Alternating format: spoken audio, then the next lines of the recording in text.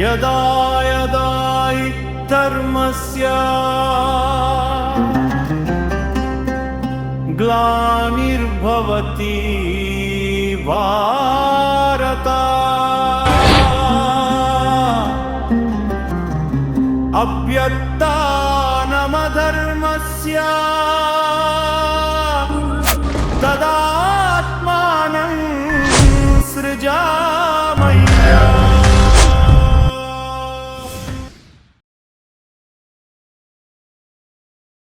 ಸಪ್ರೇಮ ವಂದನೆಗಳು. ನಾನು ನಿಮ್ಮ ಮುದ್ದು ಕೃಷ್ಣ.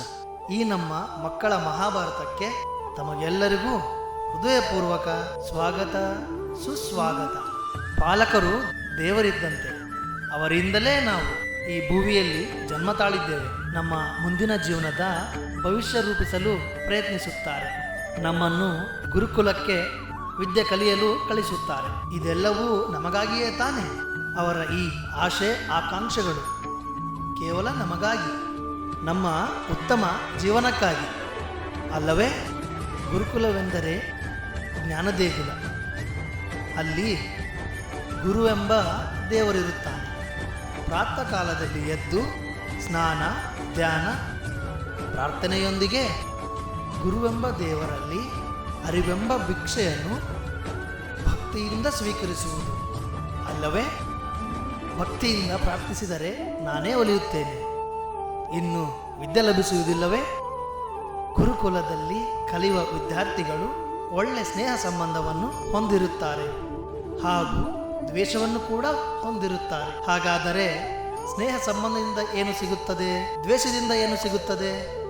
ಒಳ್ಳೆ ಸ್ನೇಹವನ್ನು ಹೊಂದಿದರೆ ಪ್ರೀತಿ, ವಾತ್ಸಲ್ಯ, ಕಾಳಜಿ, ಗುಂಪು ವಿದ್ಯೆಯ ಅವಕಾಶ, ಹೀಗೆ ಕೋಪದಿಂದ, ತಾಪದಿಂದ, ತಾತ್ಸಾರ, ತಿರಸ್ಕಾರ, ಜಗಳ ಮತ್ತು ಬಹುಮುಖ್ಯವಾಗಿ ಜೀವನ ಪೂರ್ತಿ ಅಳವಡಿಸಿಕೊಳ್ಳುವ ಅಹಂಕಾರ, ಹೌದಲ್ಲವೇ? ಹಾಗಾದರೆ ಇವೆರಡರಲ್ಲಿ ಯಾವುದನ್ನು ಆಯ್ದುಕೊಳ್ಳಬೇಕು? ಅವಶ್ಯವಾಗಿ ಸ್ನೇಹ. ಹಾಗಾದರೆ ನಮ್ಮ ಗುರುಕುಲದಲ್ಲಿ ಏನು ನಡೆಯುತ್ತಿದೆ? ಬನ್ನಿ ಹಾಗಾದರೆ ಕೊನೆಯವರೆಗೂ ನೋಡೋಣ.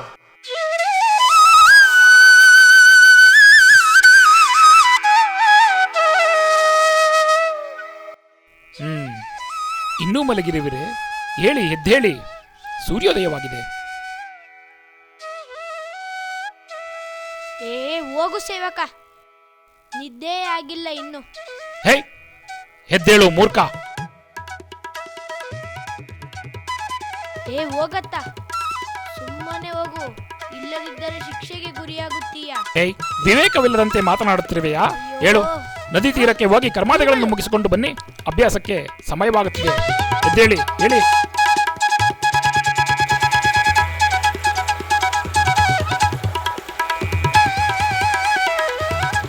ಸಹೋದರ ಪಂಚ ಹೊಡಿಸು. ಗುರುಪುತ್ರ ಅಶ್ವತ್ಥಾಮ, ಸಹೋದರ ನೀನು ಹೊಡಿಸು. ಆಮೇಲೆ ಹೊಡಿಸುತ್ತೇನೆ, ಅತ್ತ ಹೋಗು. ಡುಮ್ಮ, ಸ್ವಲ್ಪ ನೋಡಿಕೊಂಡು ಆಟ ಮಾಡು. ಇಲ್ಲಿ ನಿಂತಿರುವುದು ಕಾಣಿಸುತ್ತಿಲ್ಲವೇ? ಆ ಕೊಳಕು ನೀರು ನನಗೆ ಸಿಡಿಯುತ್ತಿದೆ.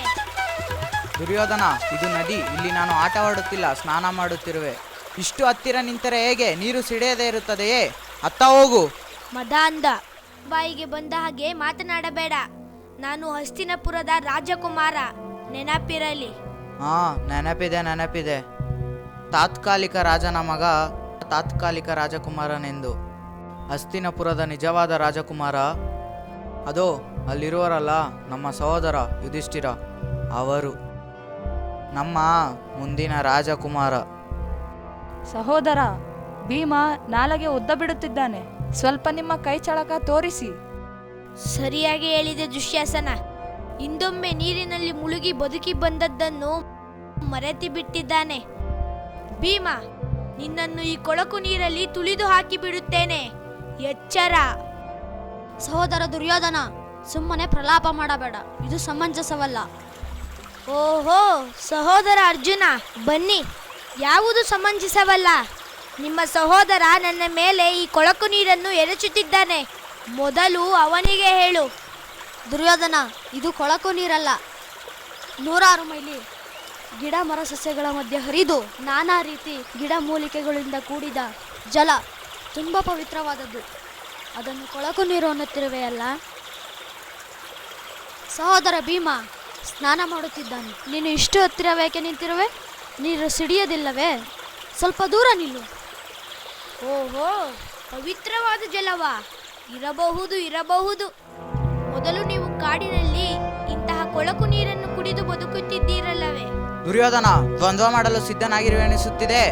ಬಾ, ಈ ನನ್ನ ಬಾಹುವಿನಲ್ಲಿ ನಿನ್ನ ಇಸುಕಿ ಕೊಲ್ಲುತ್ತೇನೆ. ಸಹೋದರ, ಇದೇನು ಹೇಳುತ್ತಿರುವೆ?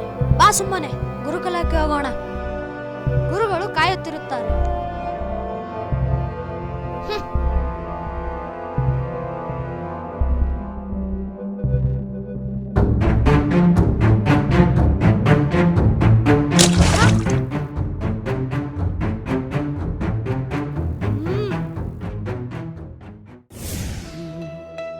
ಗುರುಕುಲ ಈ ಗುರುಕುಲ ಶಿಷ್ಯಂದಿರೆ, ಇಂದಿನಿಂದ ನಿಮ್ಮ ಹೊಸ ಜೀವನ ಪ್ರಾರಂಭವಾಗುತ್ತದೆ. ವಿದ್ಯೆ ಪ್ರಾಪ್ತಿಗಿಂತ ಈ ಬ್ರಹ್ಮಾಂಡದಲ್ಲಿ ಬೇರೆ ಯಾವ ವಸ್ತುವಿಗೂ ಮಹತ್ವವಿಲ್ಲ. ಪ್ರತಿಯೊಬ್ಬರಿಗೂ ವಿದ್ಯೆ ಬಹುಮುಖ್ಯವಾದದ್ದು, ಅದರಲ್ಲೂ ರಾಜಕುಮಾರರಿಗಂತೂ ಬಹುಮುಖ್ಯವಾದದ್ದು. ಇಲ್ಲಿ ಕಲಿಯುವ ವಿದ್ಯೆಯಿಂದ ನಿಮ್ಮ ಜೀವನದ ಪೂರ್ತಿ ದಿನಗಳನ್ನು ಕಳೆಯಲು ಉಪಯುಕ್ತವಾಗುತ್ತದೆ. ಅಗೋ, ಅಲ್ಲಿರುವ ಮರದ ಕೊಂಬೆಯ ಮೇಲೆ ಪಕ್ಷಿಯ ಗೊಂಬೆ ಇದೆಯಲ್ಲವೇ? ಅದರ ಕಣ್ಣಿಗೆ ಗುರಿಯಿಟ್ಟು ಹೊಡೆಯಬೇಕು. ಯುಧಿಷ್ಠಿರ, ನೀನು ಎಲ್ಲರಿಗಿಂತ ಹಿರಿಯವನು, ನೀನೇ ಮೊದಲು ಬಾ.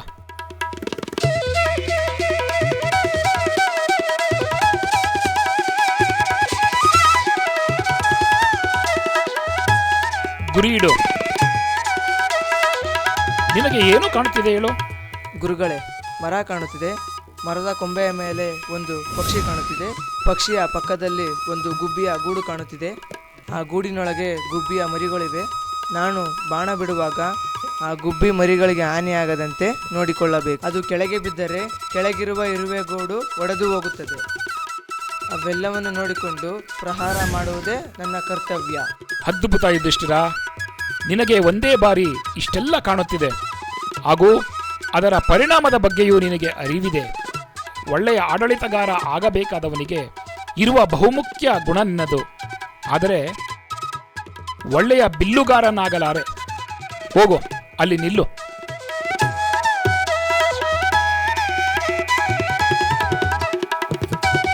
ಭೀಮಾ, ನೀನ್ ಬಾ.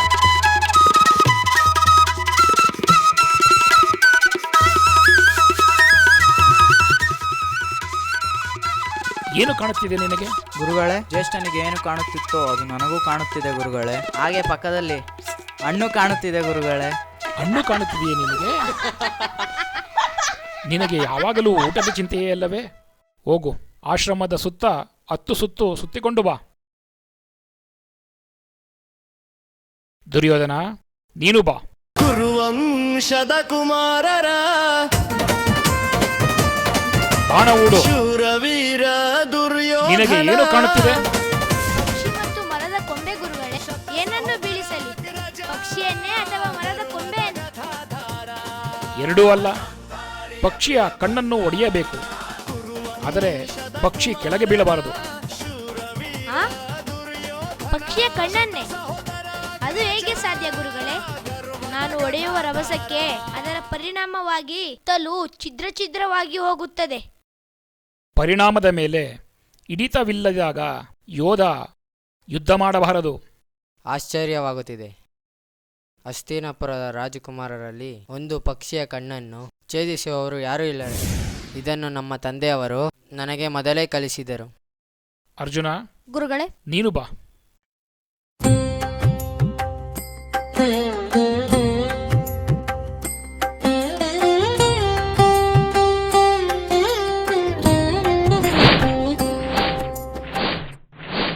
ಅರ್ಜುನ, ನಿನಗೇನು ಕಾಣುತ್ತಿದೆ?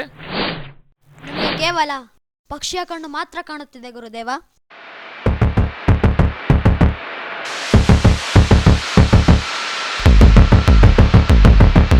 ಬಾಣ ಬಿಡು.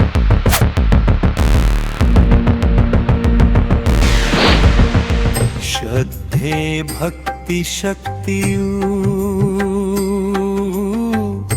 ಉತ್ತಮ ಪಾರ್ಥನ ವಿದ್ಯೆಯೂ